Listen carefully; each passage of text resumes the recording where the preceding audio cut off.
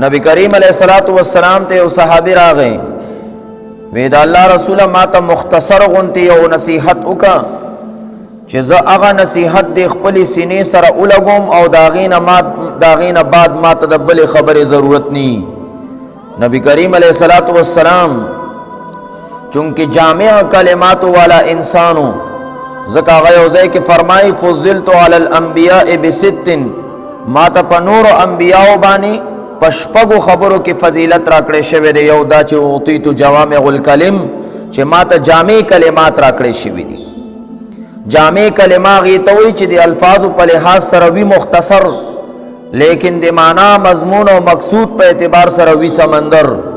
یو دیر لوی مضمون و جامع خبر پزان کے اغرا بن کڑی وی. نو نبی علیہ السلام دی دغا جامع کلماتو پا بنیاد باندی دغا صحابی توئی چی قل آمنت باللہ ثم استقم.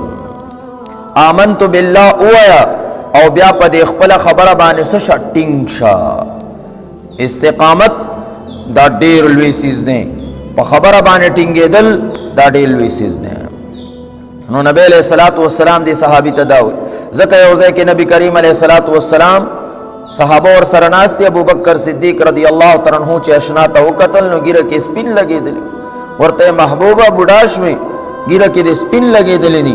نبی کریم علیہ السلام فرمائل شیبتنی ہود و اخواتها ز سورہ ہود بڑا کم او د سورہ ہود پشان نور سورتون راتا زور راکنو گیرہ راتا سپینکا 22 ویخت تقریباً دا نبی کریم صلی اللہ علیہ وسلم گیرہ مبارک کی سپین شیو. او سورہ ہود کے سچل لچے نبی علیہ السلام تے زور ورکو نبی علیہ السلام بڑاش. سورہ ہود کے نبی کریم صلی اللہ علیہ وسلم تا اللہ فرمائے استقم نیغ شا پدے اخپل مضمون بانے ٹنگ شا شہادت دا لا الہ الا اللہ بانے ٹنگ شا.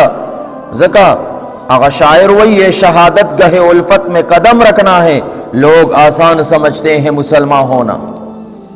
دا سوڑا کونتی خبر ہونا دا نو استقام